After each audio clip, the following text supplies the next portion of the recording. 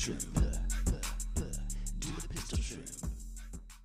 Welcome to the Shrimply Good Podcast, the podcast for Pistol Shrimp Baseball. I'm Lucas Burris. Across from me is Jayce Eustice, and welcome to episode 7, the final episode of the regular season here for the Pistol Shrimp in 2023. As we missed a few, we've traveled a little bit. We're going to miss the last week of the season because there is no off day there for the Shrimp. We missed one earlier this year because there was no off day as well. So the Pistol Shrimp are getting 7 of these Shrimply Good podcasts here. We'll do an episode 8 to recap the entire season. But Jayce, it's good to have you here on this Wednesday evening. Fans will either listen here on Wednesday night or Thursday morning, but either way, we'll tell everybody what they need to know coming into this week. But Jayce, how are you?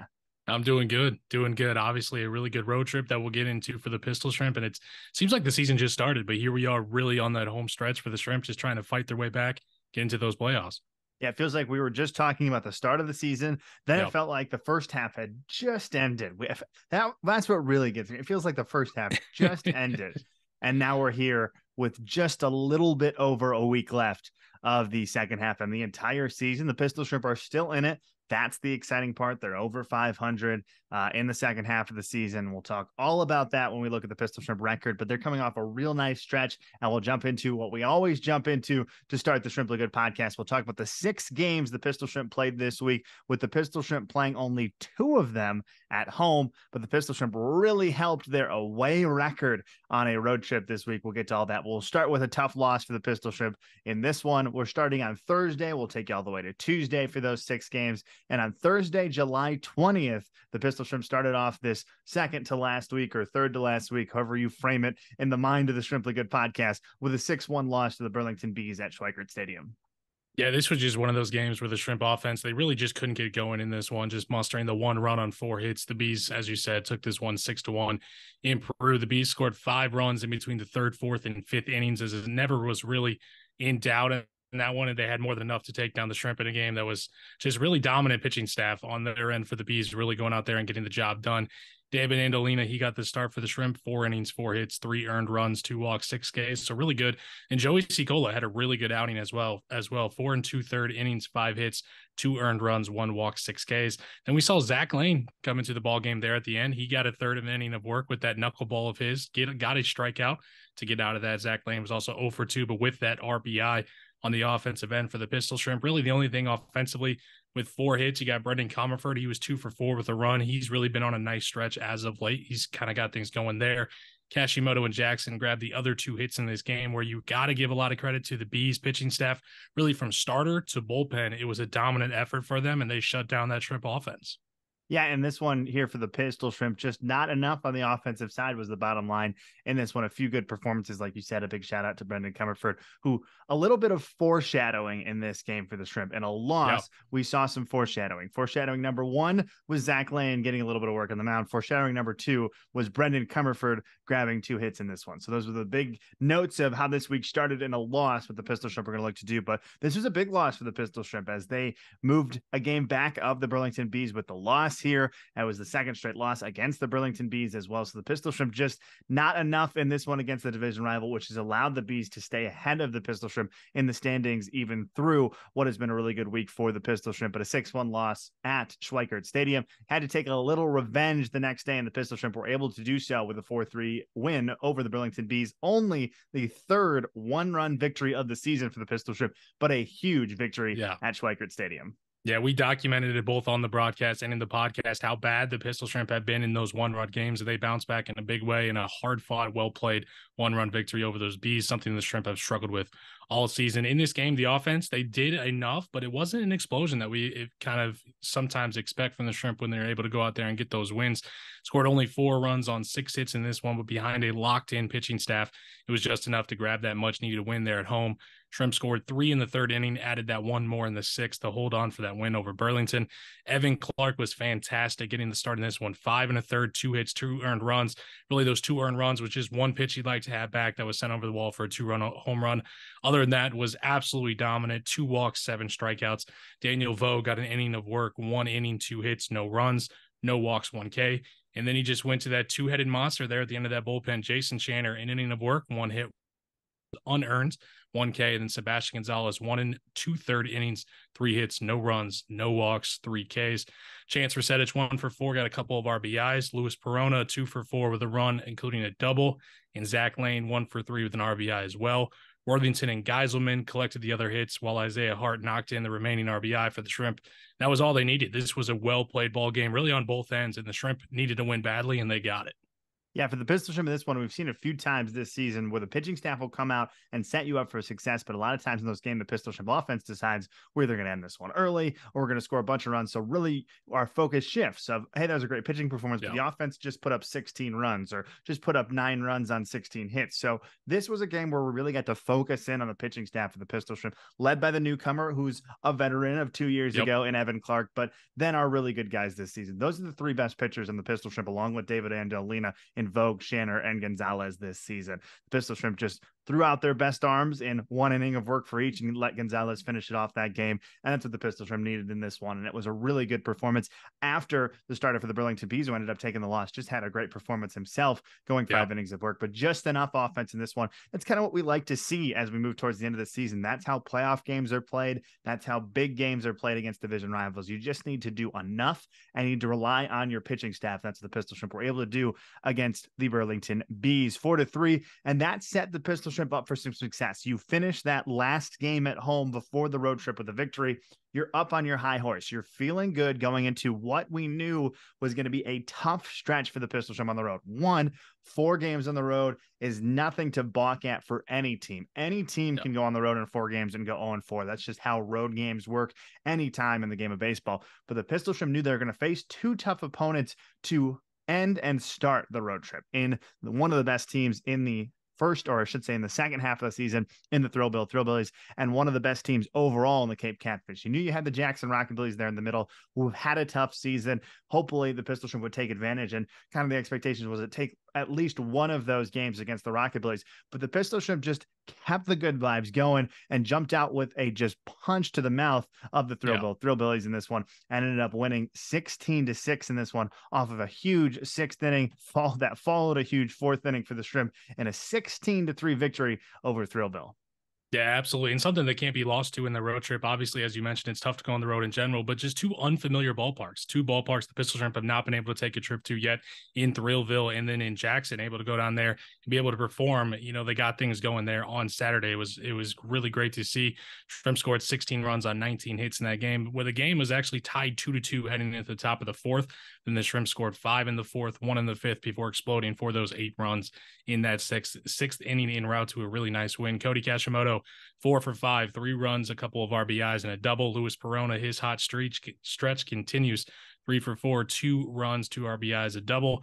Zach Lane, 2 for 5, couple of runs, RBI, and a double. Alton Geiselman had a big day in this one, 2 for 5, including a home run, a double, 2 RBIs, 2 runs.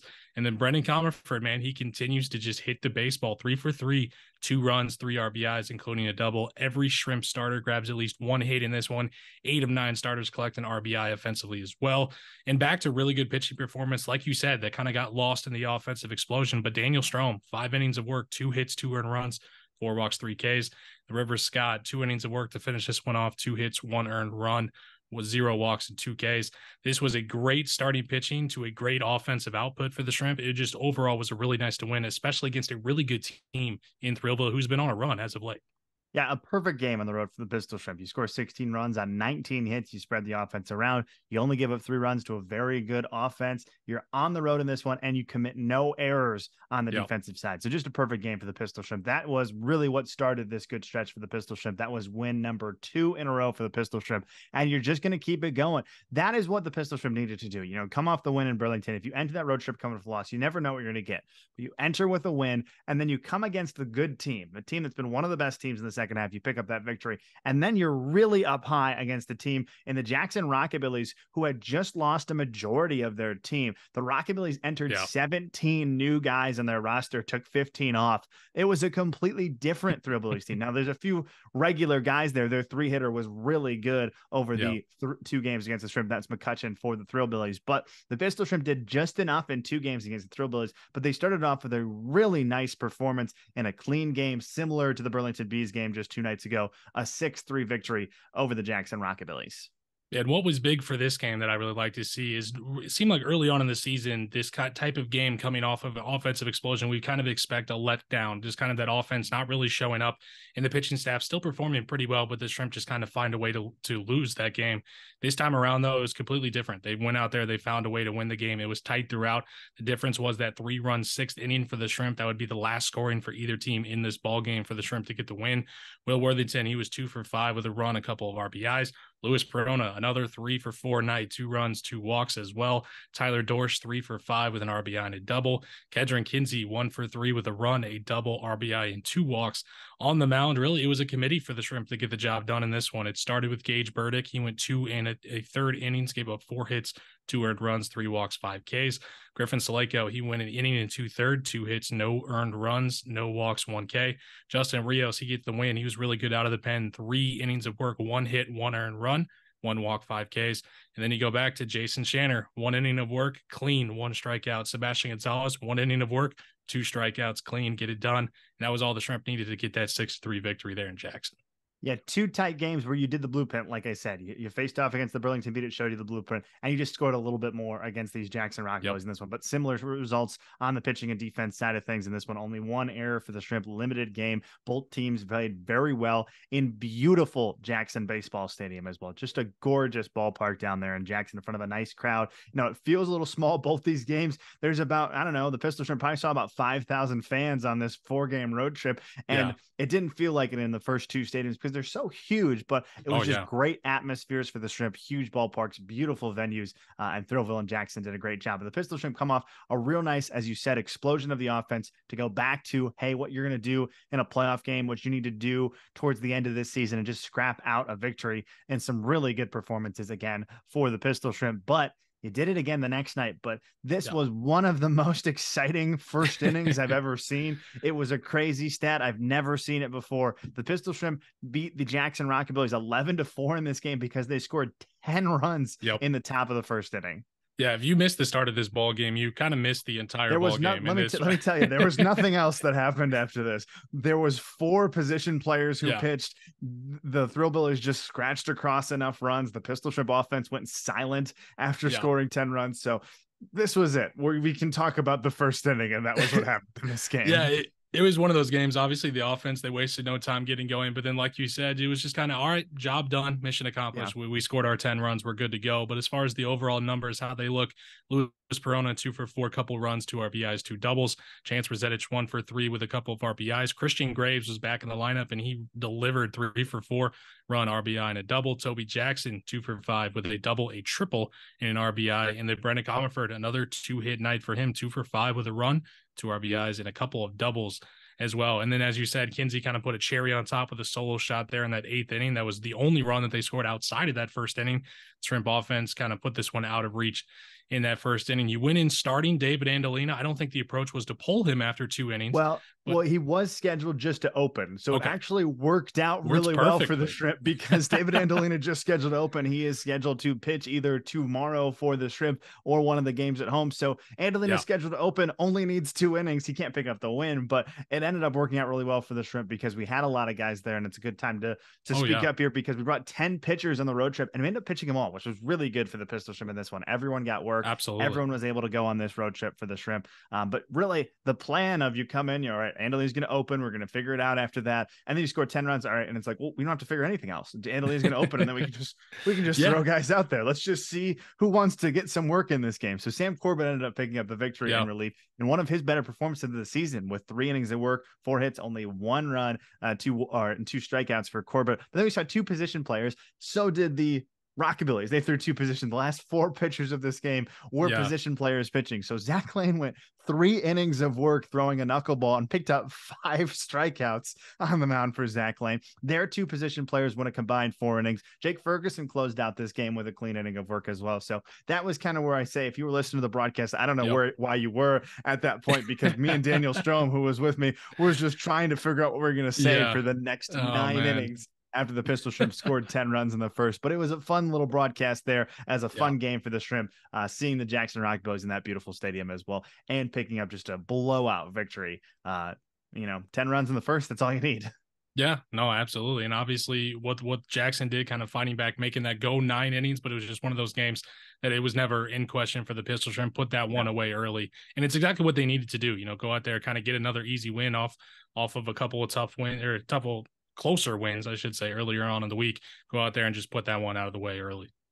Yeah, but you can only keep the good vibes going so long on a road trip like this as well. So the Pistol Shrimp pick up the first 3 games of the road trip. They've won 4 straight games. And then you see the Cape Catfish. They've been the best team in the league, one of the best teams. Now, the Paints have been just as good. You look at the numbers, they're right next to each other in all of the categories there. So the Cape Catfish and the Chillicothe Coffee Paints have been the 2 best teams in the league. At this point, for everyone else in the Prospect League, especially if you're out of it, you're looking at a 3-game series between those two. Like, that's going to be the most exciting thing if it happens. Will it? Yeah. We don't know. But those 2 teams have just been flat out better than everybody else so far this season. And the Pistol Shrimp found a rude awakening in Cape as they showed up against the Catfish, who just smacked them in the mouth for 6 runs in the bottom of the first. And then this game was over after that 6th spot. You had a chance. You scored 2 runs in the top of the second, but that Pistol Shrimp inning was ended as Jake Ferguson was thrown out at third base, and the momentum died for the Shrimp after that. You scored 2 runs. You battled back. Ferguson got thrown out trying to stretch a double into a triple, and the Pistol Shrimp only scored 1 more run after that. And the Cape Catfish scored 8 more runs after that. So this game was over in 7 innings. Yeah, absolutely. I mean, and especially riding a 4-game winning streak, a lot of those being on the road, you're due to kind of come back down to earth as far as the team goes. And just kind of the way that the schedule worked out to have Cape there towards the end of that, it's really tough to see. Daniel Vogt, he got to start 2/3 of an inning. He got roughed up, 4 hits, 6 earned runs, 1 walk, and no Ks. Christian Saleko got 3 1/3 innings of work, 2 hits, 1 run. It was not earned, 1 walk, 3 Ks. And then River Scott, a couple innings, 7 hits, 8 earned runs, 3 walks, 1 K. Offensively, like you said, not too much going on for the Shrimp, but Chance Resetich, he was 2 for 3, a couple of runs and a double. Jake Ferguson, 2 for 3 with a couple of RBIs and a double. Cody Kashimoto, 1 for 1, including an RBI. Graves, Lane, and Worthington collected the only other hits, as the Catfish were in complete control of this game, really from the get-go, from first pitch. But it was just one of those games where you kind of salvage the road trip. Obviously, you would love to finish it undefeated, but against a really good Cape Catfish team, you can kind of expect, hey, we're going to kind of let go with the rope a little bit and lose to a really good team. Yeah, the Pistol Shrimp went down 1-2-3 in the top of the first as well. And then the Catfish scored 6 runs against one of our best starting pitchers. Vogt had actually, almost surpassed Andolina at this point as one of our better starting pitchers. He came in with a sub-3 ERA, and he just got roughed up. And the thing for Daniel Vogt on the mound we were talking about in the broadcast is the way Vogt stuff plays. If he loses command, if he starts leaving stuff for the zone, it's an 80-mile-an-hour fastball. And the Cape Catfish just loved it. That's what it was at that point. And then it was just bad. There's nothing you can do the rest of the way. Those bats are hot. So I kind of felt bad for River Scott, who just has to come in and clean up in a game that's pretty much over. So he ends up giving up a few runs to the finish but line. Really solid work from Griffin Saleko. That's the star of this game for the Shrimp, where he kept it close for a little bit of this one. He made the Pistol Shrimp an opportunity to stay in this game, but the bats just never found it, in a great pitching performance from the Cape Catfish, who have the best pitching staff in the league. There's no doubt about it. The man who just showed up, Chabark, for them, is only in his 2nd start, and he was hitting mid-90s on a fastball. It was just unfair that they pulled this guy off the street, and that's what was happening. Now, you can say the same thing for Evan Clark for the Pistol Shrimp, but they added to what was already a very nice cabinet full of gold pieces for the Cape Catfish. So in this game, just too much in front of a nice home crowd in Cape.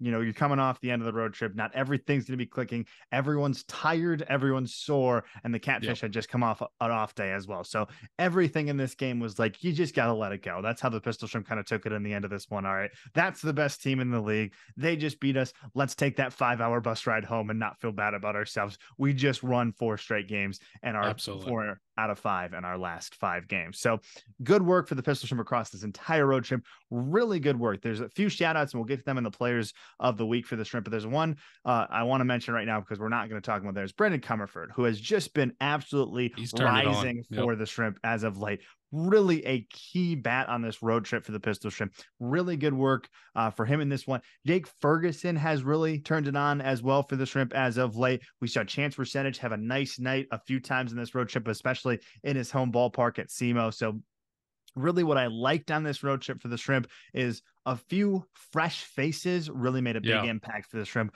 which is going to be huge going down the stretch for the Pistol Shrimp. But again, really solid week. 4-2 overall, winners of 4 straight games. You have somewhat moved up in the standings, but pretty much all the Pistol Shrimp did was keep pace. So let's talk about that. Even after a really good week for the Pistol Shrimp, their record looks great. It looks better, but the tough part is the rest of the division already also had a pretty good week over that last week. Yeah, absolutely. We've continued to document this climb back to 500, see if we can get there. Currently sitting at 22-24 overall, 13-8 at home at Schweickert Stadium, now up to 9-16 away. In the second half, they are just above over 500. They are 10-9 in that second half, but currently sit fourth in the Great River Division, one game back because those Gems in the second half, they are 12-8. Lumber Kings are 11-8. And those Bees are 11-9. So the Shrimp come in with their second half record at 10-9, just behind all three of those teams. But like you said, keeping pace, keeping it close here as we get down the stretch.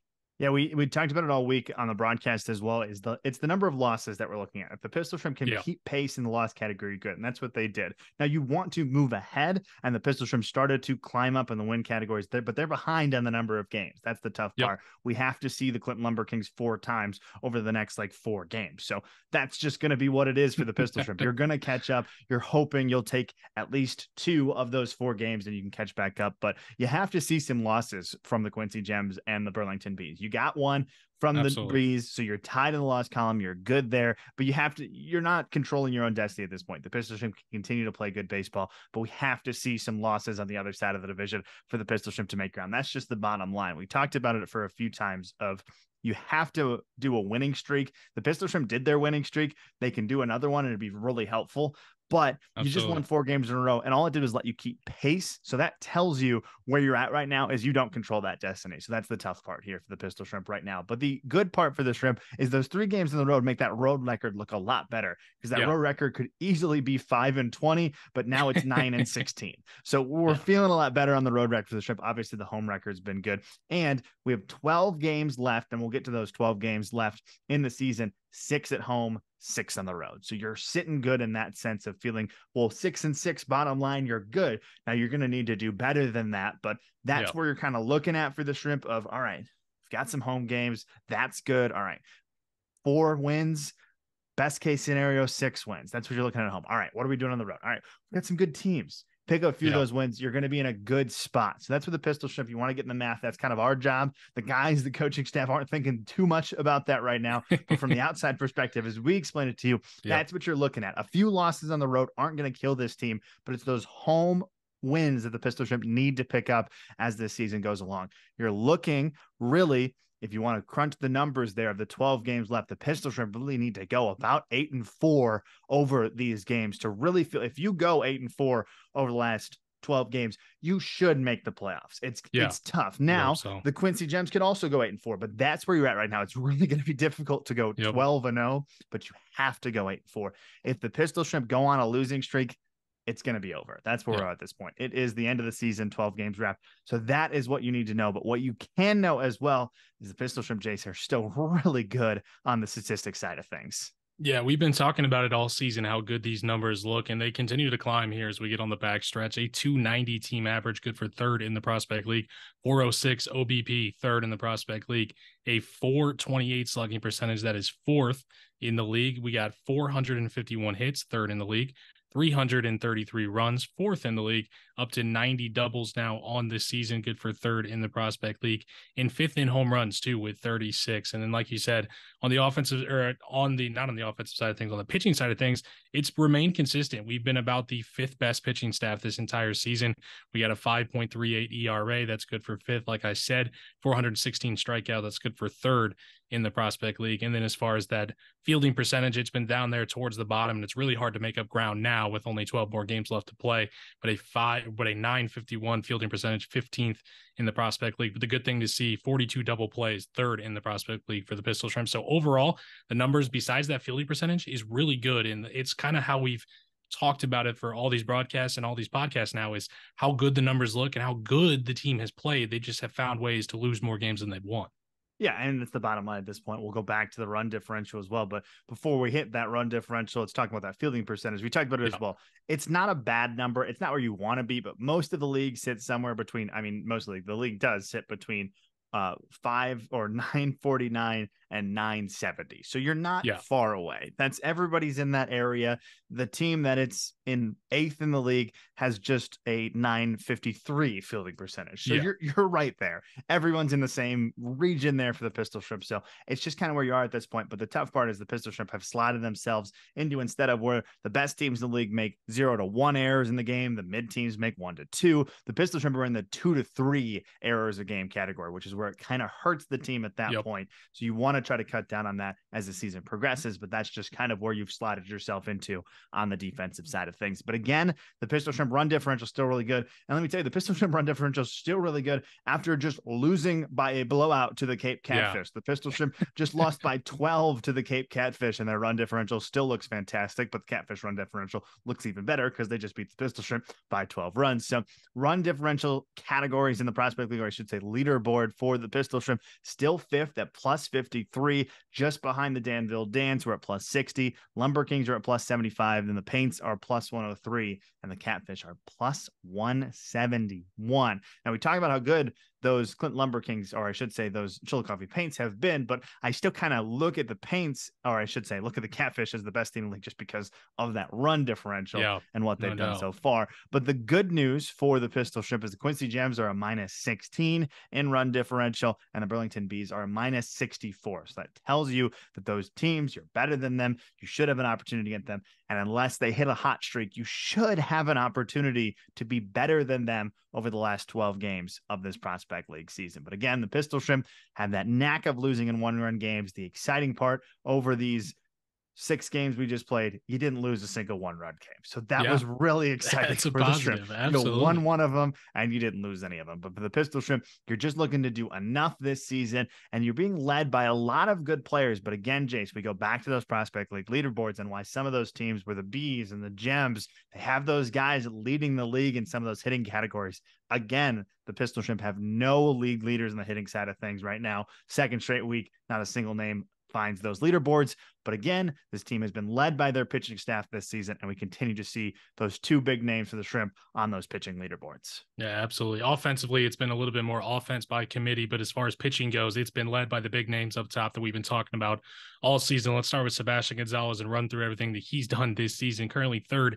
in the Prospect League in saves at 5, 3rd in innings of work, 46, 1st in strikeouts, 71, 1st in strikeouts per 9 innings at a ridiculous 13.89.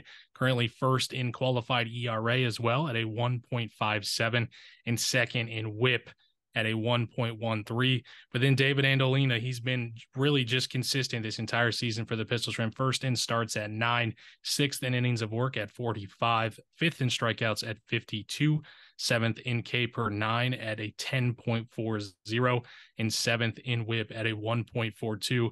And then defensively, too, for the Pistol Shrimp, Alton Geiselman currently up there in the top 10 and runners and caught stealing, 7th in the Prospect League at 11. He continues to be a very valuable arm there behind the plate, catching these guys on the mound.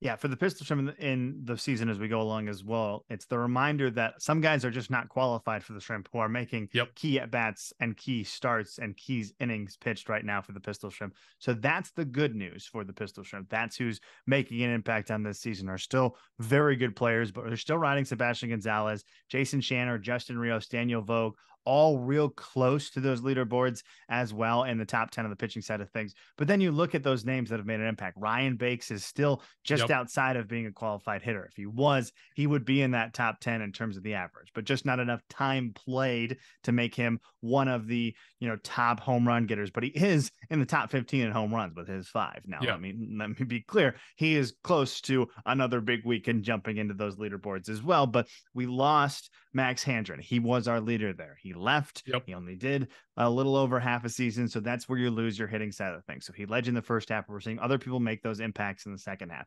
Again, Brandon Comerford's been really good for the Shrimp as of late. Luis Perona has been really good for the Shrimp as of late. Chance Resetich has been really good for the Shrimp as of late. Will Worthington has been really good for the Shrimp. And those key names that we have talked about, really the power hitters recently for the Shrimp, are Christian Graves and Ryan Bakes, who are batting 4-5 in the lineup, fresher faces, really making their impact on that side of things for the Shrimp. So just enough of the big names where you're going to feel good facing off. But we saw that in that Cape Catfish game where they have leaders in every single category, no matter what, And you saw that Absolutely. because their lineup is just so deep as you went through it. You go, all right, this guy's betting. Oh, he's betting 450. Oh, this guy's betting 412. Okay. Like that's what the Pistol Shrimp don't have at this point. Now we have really good players, but you didn't have that catfish side of things who threw out all of their big names and jumped out to such a good victory in that one. So really on the Pistol Shrimp side of things, you're looking for who's going to step up and make an impact rather than what we see for a lot of other teams is can those guys that have been so good continue to be good as we look at the end of the season. But for the Pistol Shrimp, 12 games to finish off the end of the regular season. Jayce, 2 doubleheaders, both against the Clinton Lumber Kings, 1 at home, 1 away, 6 road games, 6 home games, 5-5 on dates, all of it fun. So 12 games, 10 dates, no off days. Here we go, Jayce. Let's run through the rest of the way for the Pistol Shrimp. Yeah, let's take you guys through it starting just tomorrow. That is Thursday, July 27th. That's that doubleheader at Clinton. The first game scheduled to start there at 5. Second game going to start around 6:30 or a little bit after that first game ends, obviously. But then Pistol Shrimp come back home to Schweickert Stadium Friday, July 28th against those O'Fallon Hoots. That is a 7:05 p.m. first pitch. And then do it right again Saturday, July 29th, again against those O'Fallon Hoots, 7:05 first pitch in that one. Then they go back on the road for just a 1-game trip, an early game, Sunday, July 30th at Lafayette. That is a 2 p.m. Central Time start. Then on Monday, they come back home for that doubleheader, the second doubleheader in just a few games against Clinton, this time at Schweickert Stadium, Monday, July 31st against the Lumber Kings. A 4:30 first pitch on that first one, and about a 7 o'clock first pitch for the second game of that doubleheader. Then Quincy comes to town Tuesday, August 1st, 7:05 first pitch in that one. Then our last home game of the season, Wednesday, August 2nd against those Normal Corn Belters, 7:05 first pitch. Then they go back on the road to finish out this season, back-to-back games at Quincy. That is a Thursday, August 3rd and Friday, August 4th. Both those games are at 6:35 p.m. at Quincy for the start in that one. Then they close out the regular season, hopefully before they go to the postseason, Saturday, August 5th. That is a game at those Clinton Lumber Kings, 6:30 p.m. start on that Saturday. Yeah, for the Pistol Shrimp, again, just a few home games remaining. So let's look at what's coming up at Schweickert Stadium for the end of the regular season at Schweickert Stadium. On Friday, July 28th, that is just this coming Friday. It's ladies' night, ladies' first night, presented by Holiday Inn Express in Ottawa. We'll have the Doghouse and Maria's there for food, and we'll feature the Aruka Institute. Then on Saturday, July 29th, we'll do reality TV night. We'll have the Doghouse and Los Tacos guys there, and we'll feature the Illinois Valley YMCA. And then we'll take that road trip on Sunday before we return on Monday for Scout Night. That's the doubleheader. So a 4:30 first pitch there on Monday. Tony's Butt Shack and Maria's will be there. We'll also see J.A. Happ throughout the first pitch. He'll be in attendance for that game as well. So if you want to meet an MLB ball player, J.A. Happ will be there throwing out the first pitch. 4:15 first pitch for Happ on the mound at Schweickert Stadium. Then on Tuesday, August 1st, no theme night there for the Shrimp, but still a home game, and we will do Big B Barbecue. We'll feature the Ivy Pads. We'll also feature the 2023 Illinois Junior Miss. Stella Denny will be there as well, doing a meet and greet with the Pistol Shrimp faithful. And then we celebrate you on the final regular season game of the season. That's Wednesday, August 2nd for Fan Appreciation Night, presented by the law offices of Peter F. Ferracuti. The Doghouse and Maria's will be there again. And we'll also feature Tangled Brewing Company tastings for free there as well. So those are the games. 6 games and 5 nights for the Pistol Shrimp. That finished out the slate. So make sure you're heading out to Schweickert Stadium to see the final games of the season for the Shrimp. Here's the tough news for you, though. If the Pistol Shrimp make the playoffs, they're not going to be at home. That's the bottom line. We do not have a good overall record. So if the Pistol Shrimp do sneak into the playoffs at the end of the season, that first playoff game is the Sunday right following the end of it. So we could see back-to-back games in Clinton if the Pistol Shrimp do make it. We see Clinton on that Saturday. We would simply stay in Clinton and see the Lumber Kings again on a Sunday. So that's what the Pistol Shrimp are playing for. If you win that game, it's an off day the following Monday before you're going to hit the road on Tuesday to see either more than likely Cape or Thrillville. So it's a long drive for the Shrimp to see where they'll go for the second round. If you win that one, then the Pistol Shrimp would have a chance to host one game in the playoffs. That would be the first game of the championship series. So that would be, we do it on Tuesday, Thursday of that week. And then we would hit the road. So the teams you're seeing there's a few options there, but you could see the paints that the Pistol Shrimp have to go to. You could see, it's not going to be the Aviators, the Champion City Kings, I think might be the one leading that one. And then the other division is the Dans. And Who's leading the second half in that division? The Horseshoes? Yes, Horseshoes the have been on Horseshoe. fire, So that's yeah. the one we're excited about, because if we can face off against Springfield, it's a little bit closer.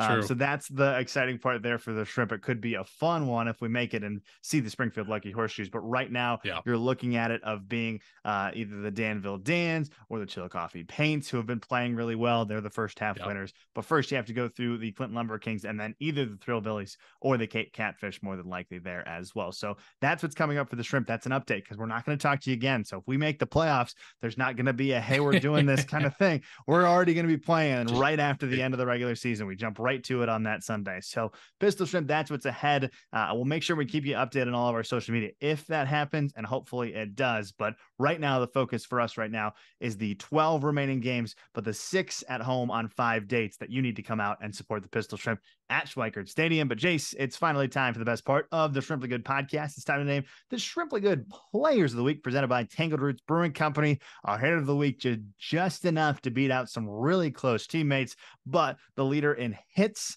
over the last week for the Shrimp is Luis Perona. Yeah, it was a tough one, obviously, for the Pistol Shrimp, but we got to go with You Go, We Go. He's been up there at the top of the lineup for the Pistol Shrimp pretty much this entire season. Over this last week, 5 games, 20 at-bats, 10 hits, a 7 runs scored, 4 RBIs, 4 doubles, 3 walks, 2 for 2 on stolen base attempts as well. That's good for a 500 average, a 568 on base percentage. Oh, and by the way, slugging 700 too as well for Luis Perona. He's been absolutely on fire. He's been exactly what the Pistol Shrimp need up there at the top of the lineup. He's been leading them all season. He goes and the rest of this offense goes. He's just been so important, and we got to give him the nod here for Shrimply Good Player of the Week. Yeah, over the last week, for Perona, led the team in hits, led the team in runs, led the team in doubles, and led the team in on-base percentage. So Perona had a fantastic week, just beat out a few names. To name a few, Cody Kashimoto and Brendan Comerford were in the running for this one, but Perona just gets the nod from us. But a pretty easy decision on the pitching side of things. Griffin Saleko had a great week for the Pistol Shrimp in relief. 2 appearances for Saleko, 5 innings of work, 4 hits, just 1 run. It was not earned, only 1 walk and 4 strikeouts on the mound for Griffin Saleko at a 0.00 ERA. Saleko is our Pistol Shrimp pitcher of the week, presented by Tangled Roots Brewing Company. Jayce, just fantastic work. He's continued to look good in his limited time for the Shrimp. Yeah, he's been a revelation pretty much every time he showed up, and it's been something the Pistol Shrimp have really needed out of that bullpen, and every time his name has been called, he's been delivering.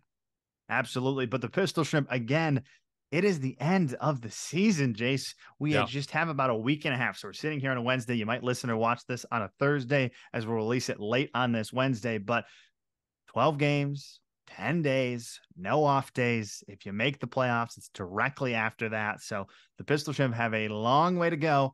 They're sitting just a game back as of right now, and hopefully the Pistol Shrimp can sneak into those playoffs and see what you can do towards the end of the season. But for the fan watching, for the fan listening, again, our schedule at pistolshrimpbaseball.com. Make sure you check it out the rest of the way. We have it all posted on our Facebook as well. We'll post it the day of on everything, but make sure you get out to Schweickert Stadium. If you know somebody who hasn't made it out yet, there's a lot of exciting theme nights and a lot of exciting things coming up for the last 5 days and 6 games at Schweickert Stadium. So make sure you head out. Jayce, any final thoughts before we wrap up this Shrimply Good podcast? And the time is now. The time is now for the Pistol Shrimp, obviously, with where they're at. They're looking up in the standings, but it's definitely not impossible. If they can get hot at the right time, they can easily find their way into those playoffs. And I think looking at all the numbers, all the teams that are already locked in, it's a team, the Pistol Shrimp are a team that I don't think a lot of these guys are going to be looking around saying, oh, I want to play them come postseason time. If the Shrimp can get their way there, they can do some damage once they get there. Absolutely. And you can help the Pistol Shrimp make sure there by coming support them at Schweickert Stadium. Make sure you set some attendance numbers for the Shrimp in the higher margins towards the end of this season, because we hope to see everyone at the ballpark this week to watch some Pistol Shrimp baseball. But remember, if you can't make it to the game, and for every Pistol Shrimp road game, you can listen live on 103.9 WLPO for Pistol Shrimp Radio, online, on your phone, anywhere you are that you have access to a radio or your online stream. You can listen to the Pistol Shrimp on 103.9 WLPO. And the home games, you can see me and Jayce on Prospect League TV. We've got a free game of the week coming up this Friday. The Pistol Shrimp have the free game of the week, so make sure you're tuning to that. You don't have to do anything. You can just click that link and watch, as me and Jayce will be there for our second Prospect League TV free game of the week this Friday. So make sure you're checking that out. And especially as we move towards the playoffs and stuff, checking out all of our coverage of Pistol Shrimp baseball home and away. But thank you for stopping by the last regular season episode of the Shrimply Good podcast, and episode 7 of the 2023 season. Fear the Claw, and we will see you next time. Shrimp. Do the Pistol Shrimp.